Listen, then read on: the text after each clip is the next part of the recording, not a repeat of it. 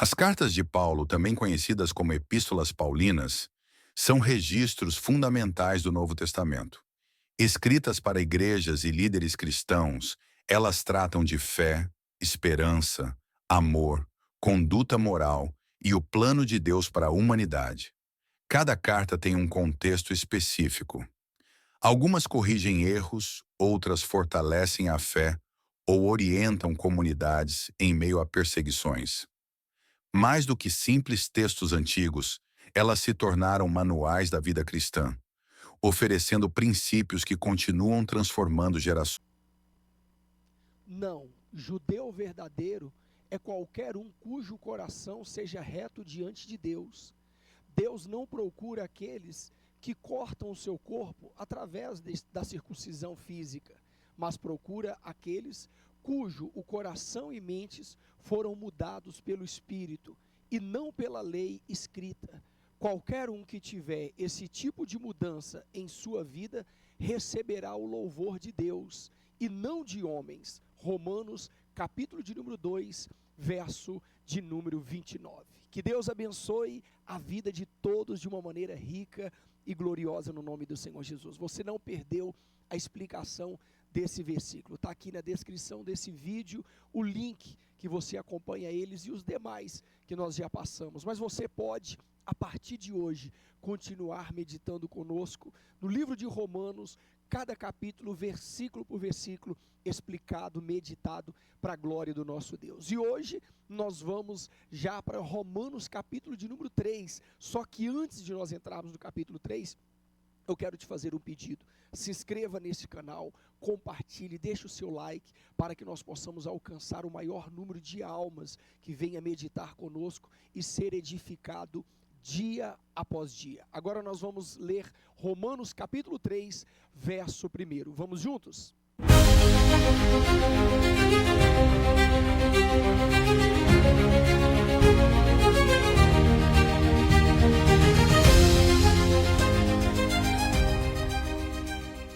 Então, qual a vantagem de ser judeu? Será que existe quaisquer benefício especiais para eles, vindo de Deus? Será que há algum valor na cerimônia judaica da circuncisão?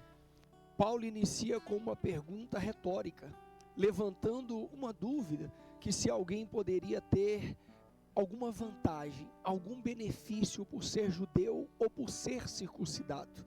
Porque a maioria das vezes a religiosidade ela traz isso às pessoas, achando que ela tem um mérito ou uma vantagem acima de Deus por aquilo que ela faz. Nós temos que tomar muito cuidado, porque no livro de Gálatas, capítulo de número 3, verso 28, Paulo diz que não há judeus e nem grego, mas isso não significa que os judeus perderam o valor de sua aliança com Deus. A circuncisão representava o compromisso com Deus, mas a verdadeira circuncisão espiritual é dentro do nosso coração. A gente vê isso até mesmo no livro de Filipenses, capítulo de número 3, verso 3.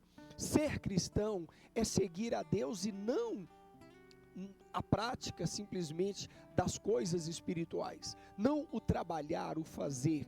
A verdadeira vantagem está em conhecer a Deus, ter um relacionamento profundo com Ele. Não devemos nos aproximar de Deus simplesmente com rituais, achando que teremos privilégio, mas na verdade temos que fazer de todo o nosso coração.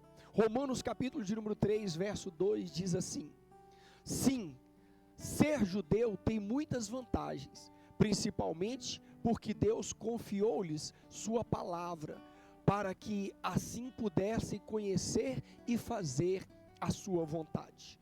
Paulo responde que a vantagem dos judeus é grande, porque a eles foram confiados os oráculos de Deus, ou seja, as promessas e as palavras divinas, que inclui as escrituras sagradas, a revelação do plano de Deus para a humanidade. Os judeus receberam a lei e os profetas, e finalmente a vinda do próprio Messias.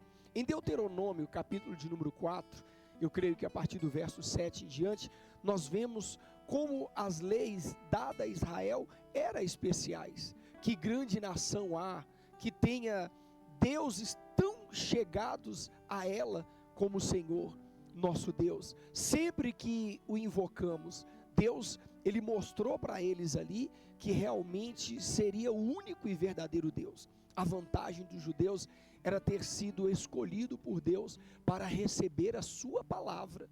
Deus nos dá grande responsabilidade quando confia a sua palavra a nós. Você sabia disso? Não podemos tomá-la de forma leviana, mas devemos viver conforme o que Ele nos revelou, guardando sua palavra no coração e sendo obediente a ela. A responsabilidade de conhecer e viver a palavra de Deus, ela é nossa. Nós devemos ter esse cuidado. Nós devemos tomar esse cuidado em viver, em colocar em prática. Eu até costumo dizer que a Bíblia, ela é aberta para nós, e a nossa vida é aberta para as pessoas, para enxergar a palavra de Deus em prática na nossa vida. Romanos capítulo de número 3, verso 3 diz assim: e é verdade que alguns deles foram infiéis, mas será que a infidelidade deles anulará a fidelidade de Deus? Paulo agora levanta outra questão, que é: se os judeus que receberam os oráculos de Deus foram infiéis, isso significa que a fidelidade de Deus também é anulada? Em outras palavras, se a promessa de Deus não fora cumprida de forma plena pelo comportamento humano, isso muda a natureza de Deus? É claro que não.